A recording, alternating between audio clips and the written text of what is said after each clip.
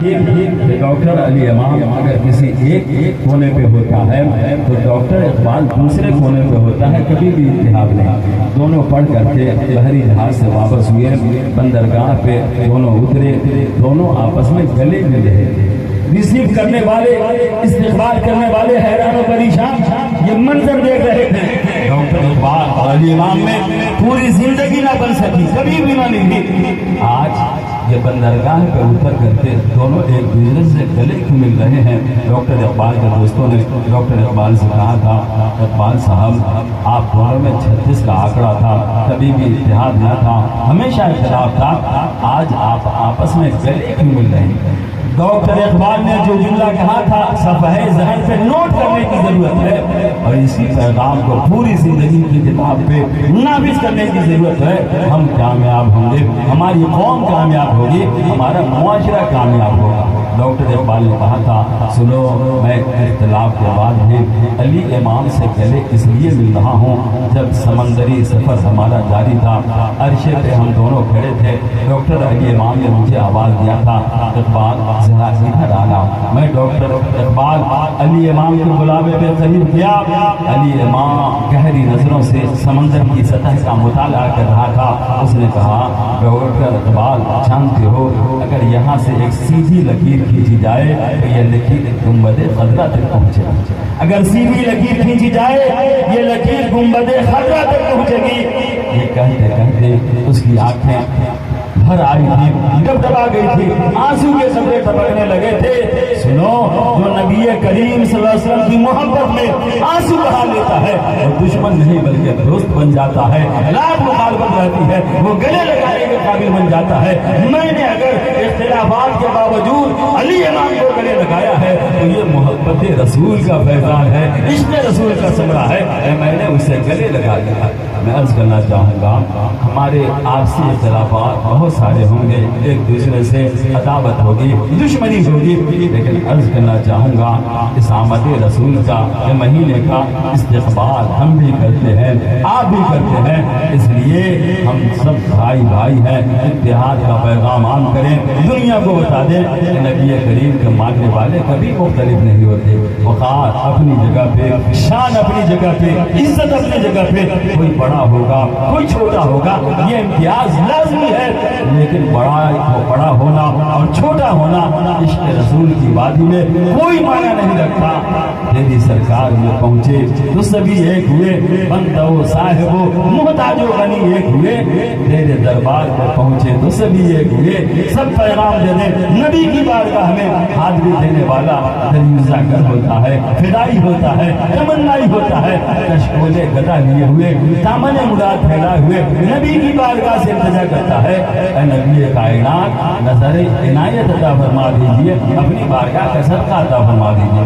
آپ نے ایک بڑا مشہور نام سنا ہوگا، محترم معطر نام حضرت امام مالک رحمۃ اللہ علیہ۔ حضرت امام مالک رحمۃ اللہ علیہ جنہیں امام دار الہجرہ کہا جاتا ہے، جنہیں مدینے کا امام کہا جاتا ہے، جو مسجد نبوی میں درس حدیث دیا کرتے تھے، اپنے زمانے کے عالم دین حضرت ایوب سختیانی رحمۃ اللہ علیہ کی تعظیم کرتے تھے، تکریم کرتے تھے، احترام کرتے تھے۔ کسی نے پوچھا، آپ اتنے بڑے امام ہو کر کے حضرت ایوب سختیانی کی تعظیم کیوں کرتے ہیں، احترام کیوں بجا لاتے ہیں؟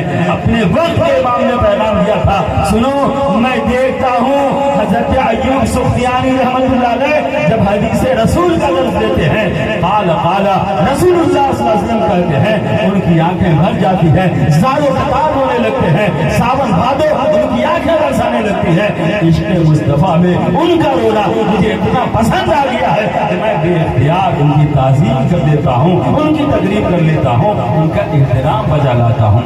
غور کریں، نبی کے عشق میں آنسو بہانا ایک امام کو تعظیم کرواتا ہے، ایک امام سے احترام کرواتا ہے۔ لا تشبیہ و تمثیل، جو بھی نبی سے محبت کرنے والا ہوگا وہ قابل تعظیم ہوگا، قابل احترام ہوگا۔ جو نبی سے محبت کرنے والا نہیں ہوگا وہ کبھی بھی ہمارا بھائی نہیں ہو سکتا، ہمارا اپنا نہیں ہو سکتا۔ لاکھ کلمہ پڑھے اس کا اسلام قبول نہیں ہو سکتا۔ آپ اس کو ایک مثال کی روشنی میں دیکھیں، ایک مثال کی روشنی میں سمجھنے کی کوشش کریں۔ آقا دو جہاں صلی اللہ علیہ وسلم کے اختیارات، آپ کے تصرفات پہ حملے کیے جاتے ہیں۔ کچھ لوگ کہتے ہیں کہ نبی کائنات صلی اللہ علیہ وسلم کو کوئی تصرف کا ملکہ نہیں، اختیار کی قوت نہیں، آپ کچھ نہیں کر سکتے۔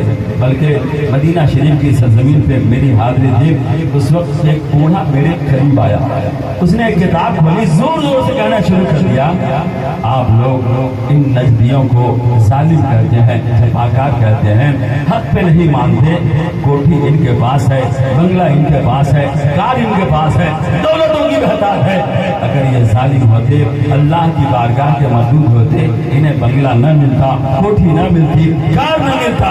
میں نے کہا تھا اگر یہی حق اور باطل کا پیمانہ ہے، اصحاب صفہ کئی دن تک کے بھوکے رہا کرتے تھے، کیا اس بنیاد پر تم یہ کہو گے کہ اصحاب صفہ حق پہ نہیں تھے، باطل پہ تھے؟ حق پہ ہوتے، دولتوں کی بہتات ہوتی، فقر کا سامنا نہیں ہوتا، کبھی بھی واقعی کی نوبت نہیں آتی۔ تمہارا جو ترازو ہے حق کو باطل کے پرکھنے کا، وہ مجھے منظور نہیں ہے۔ روضہ رسول کے سامنے جب میں نے اسے جواب دیا تھا، وہ اپنا منہ لے کر کے واپس چلا گیا تھا، کہہ رہا تھا مجھ سے بھول ہو گئی، میں پڑھا لکھا آدمی نہیں ہوں۔ میں عرض کرنا چاہوں گا آج بھی وہ لوگ جو اس طرح کا ذہنیت رکھتے ہیں، اس طرح کا خیال رکھتے ہیں، اے کاش وہ سمجھ لیں کہ ہم سے بھول ہو رہی ہے، ہم سے غلطی ہو رہی ہے، تو کبھی بھی نبی پاک کے تصرف پہ حملہ نہیں کر سکتے ہیں۔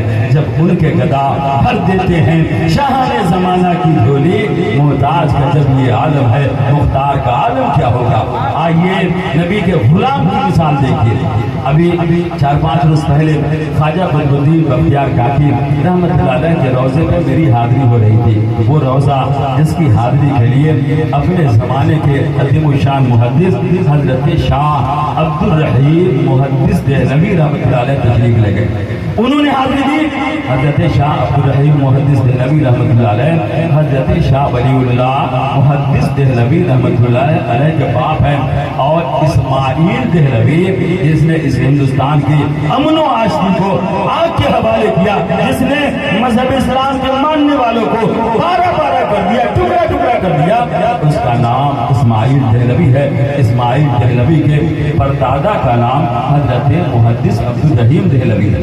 آپ ارشاد فرماتے ہیں میں خواجہ قطب الدین بختیار کاکی کے مزار پہ حاضر ہوا، مراقب ہوا، حضرت خواجہ قطب الدین بختیار کاکی رحمت اللہ علیہ کی روح متمثل ہو کر کے میرے قریب چلی آئی، آپ کی روح نے مجھے بشارت عطا فرمائی، تمہیں ایک بیٹا پیدا ہوگا، اس بیٹے کا نام میرے نام پہ قطب الدین احمد رکھنا۔ کون کہہ رہا ہے؟ مزار میں آرام فرمانے والا، اپنی بارگاہ میں آنے والے محدث ارشاد فرماتا ہے ایک بیٹا پیدا ہوگا جس کا نام قطب الدین احمد رکھنا۔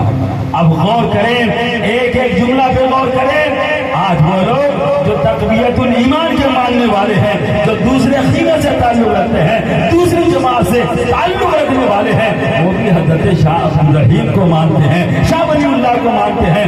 میں کہتا ہوں اگر شاہ ولی اللہ کو ماننے کا دعویٰ ہے، ان کے نظریات کو مان لو، ان کے افکار کو مان لو، ان کے عقائد کو مان لو، یہ ماننا کہلائے گا۔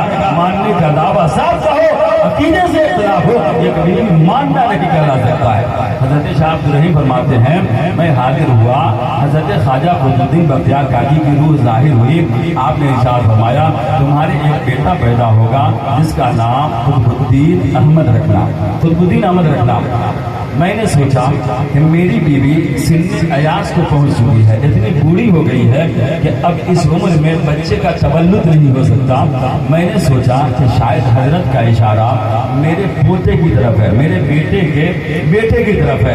فوراً روح سے آواز آئی تم غلط سمجھ رہے ہو، میری مراد پوتا نہیں، میری مراد یہ ہے کہ تمہاری پیٹھ سے ایک بچہ پیدا ہوگا، تمہاری پیٹھ سے ایک بچہ پیدا ہوگا۔ میں واپس آیا، حضرت شاہ ولی اللہ محدث دہلوی فرماتے ہیں ایک زمانہ گزرا، میرے والد محترم حضرت شاہ عبد الرحیم کو دوسری شادی کا خیال پیدا ہوا، دوسری شادی ہوئی، اور اسی سے یہ فقیر شاہ ولی اللہ کی پیدائش ہوئی ہے، شاہ ولی اللہ کی پیدائش ہوئی ہے۔ میرے والد کے ذہن سے یہ بات نکل گئی، خواجہ قطب الدین نے ارشاد فرمایا تھا میرے نام پہ اپنے بیٹے کا نام رکھنا، انہوں نے ولی اللہ رکھ دیا۔ ایک زمانے کے بعد ان کے دل میں خیال پیدا ہوا کہ حضرت نے ارشاد فرمایا تھا اپنے بیٹے کا نام میرے نام پہ رکھنا، میں نے ولی اللہ رکھ دیا ہے۔ پھر بعد میں انہوں نے میرے نام میں اس نام کا اضافہ فرمایا، اب میرا نام ولی اللہ قطب الدین احمد ہو گیا، ولی اللہ قطب الدین احمد ہو گیا۔ عرض کرنا چاہوں گا حضرت ولی اللہ قطب الدین احمد پیدا ہوا، ولی اللہ قطب الدین احمد پیدا ہوئے۔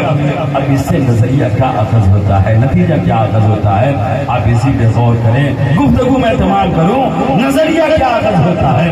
آج جو لوگ تقویت الایمان کے ماننے والے ہیں، دوسرے خیمے سے تعلق رکھتے ہیں، مزار پہ جانے کو شرک کہتے ہیں، ان کا پردادا جا کر کے دنیا کو پیغام دے رہا ہے جو اہل سنت کا عقیدہ ہے وہی حق ہے۔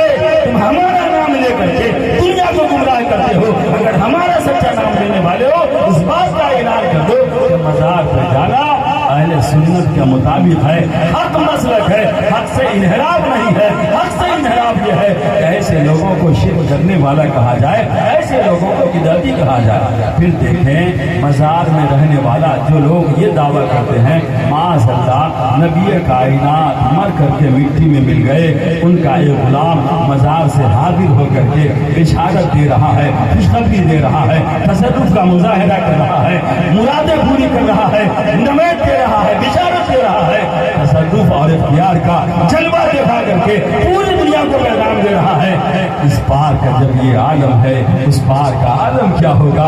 ان کا غلام اپنی قبر انور میں زندہ و تابندہ تصرف کر رہا ہے، اپنے جلوے کا مظاہرہ کر رہا ہے۔ جب غلام کی یہ شان ہے، اس آقا کی شان کیا ہوگی جو گنبد خضرا میں آرام فرمائے؟ ماننا پڑے گا ہمارے آقا صلی اللہ علیہ وسلم زندہ و تابندہ ہے۔ اعلیٰ حضرت پکار اٹھے تو زندہ ہے واللہ، تو زندہ ہے واللہ، میری چشم عالم سے چھپ جانے والے۔ اسی وجہ سے ہم غلاموں کا یہ دستور ہے، یہ طریقہ ہے، نبی ناظر احمد کی یاد بھی مناتے ہیں۔ جب بھی کوئی پریشانی ہوتی ہے، مصیبت پڑتی ہے، ہم یا رسول اللہ کا نعرہ بھی لگاتے ہیں، یا رسول اللہ کہہ کر کے ہم ندا بھی دیتے ہیں۔ اس بنیاد پر آقا کریم صلی اللہ علیہ وسلم ہماری آواز سنتے بھی ہیں اور ہماری مدد بھی فرماتے ہیں۔ اس کی ایک چھوٹی سی مثال آپ دیکھیں تاریخ کے حوالے سے، حضرت عبداللہ ابن عمر رضی اللہ تعالیٰ عنہ، حضرت عمر فاروق رضی اللہ تعالیٰ عنہ کے صاحبزادے، حضرت عمر فاروق رضی اللہ تعالیٰ عنہ کے صاحبزادے، اپنے زمانے کے فقیہ، بہت بڑے محدث، آمین بالسنہ، آقا کریم صلی اللہ علیہ وسلم کے شہید صحابی ایک دفعہ ان کے پاؤں میں مونچھ آ گئی، تکلیف پیدا ہو گئی، چلنا دشوار کرا رہے تھے۔ آپ کے ساتھیوں نے کہا اے عبداللہ اگر تم اپنا درد ٹھیک کروانا چاہتے ہو، لوگوں میں سب سے زیادہ تمہیں جس سے محبت ہو اس کو پکارو، تمہاری تکلیف دور ہو جائے گی۔ صحابہ کرام کا عقیدہ دیکھیے، مزاج دیکھیے، نقطۂ فکر دیکھیے۔ صحابہ کرام نے ان کے ساتھیوں نے کہا کہ تم اس ذات کو آواز دو جس سے دنیا میں سب سے زیادہ محبت کرتے ہو، تمہارا درد ٹھیک ہو جائے گا، تکلیف ٹھیک ہو جائے گی۔ جانتے ہیں حضرت عبداللہ نے کون سی آواز بلند کی؟ انہوں نے آواز لگائی یا محمد یا رسول اللہ۔ جیسے ہی یا رسول اللہ کا نعرہ لگانا تھا، تاریخ بتاتی ہے حضرت عبداللہ کی تکلیف دور ہو جاتی ہے، درد ختم ہو جاتا ہے، ایسا محسوس ہوتا ہے کہ کوئی تکلیف واقعی ہی نہیں ہوئی تھی۔ پیاری ہستی کو ندا دے کر کے، آواز دے کر کے حضرت عبداللہ نے عقیدہ دے دیا ہے۔ جو نبی کو پکارنا شرک کہتے ہیں، وہ باطل عقیدہ رکھتے ہیں، غلط خیال رکھتے ہیں۔ حق عقیدہ اہل سنت و جماعت کا ہے، جو نبی کی یاد مناتے بھی ہیں، پکارتے بھی ہیں، یا رسول اللہ کا نعرہ لگا کر کے دنیا کو پیغام دیتے ہیں تو زندہ ہے واللہ، تو زندہ ہے واللہ، میری چشم عالم سے چھپ جانے والے آقا زندہ بھی ہیں، ہماری آواز سنتے بھی ہیں، ہماری مدد بھی فرماتے ہیں۔ اس لیے ہم سب اسی عقیدے پہ گامزن رہیں، اور جو لوگ احساس کے شکار ہیں، بھٹکے ہوئے ہیں، غلط راستے کے مسافر بن چکے ہیں، انہیں آواز دیں، آؤ اگر تم شاہ ولی اللہ کو مانتے ہو، یہ کہتے ہو ہم ولی اللہ خاندان سے تعلق رکھتے ہیں، ان کے عقائد و نظریات، ان کے معمولات میں چلنے والے ہیں، اور انہیں کو مان لو، ہمارا اختلاف دور ہو جائے گا، اتحاد کی بنا قائم ہو جائے گی، ہم سب مل کر کے ایک سیسا ہوئی دیوار بن جائیں کریں گے دنیا کی ساری طاقتی طاقتیں ٹکرا کر کے ختم ہو سکتی ہیں، امت مصطفیٰ کبھی مٹ نہیں سکتی ہے، کبھی اس کا بال بیکا نہیں ہو سکتا ہے۔ اتحاد پیدا کریں، نبی کا جشن منائیں، نبی کی یاد منائیں، لیکن خوب یاد رکھیں یاد منانے میں غلو نہ کریں، کسی طرح کی زیادتی کا ارتکاب نہ کریں، دوسروں کو اذیت نہ پہنچائیں یا کسی ایسے جملے کا اپنی زبان سے استعمال نہ کریں جس کی اجازت شریعت نہیں دیتی ہے۔ اللہ تعالیٰ حسن ادب کے دائرے میں ہم سبوں کو ایسی محفلیں اور جلوس کا اہتمام کرنے کی توفیق مرحمت فرمائے، آمین۔ وآخر دعوانا الحمدللہ رب العالمین۔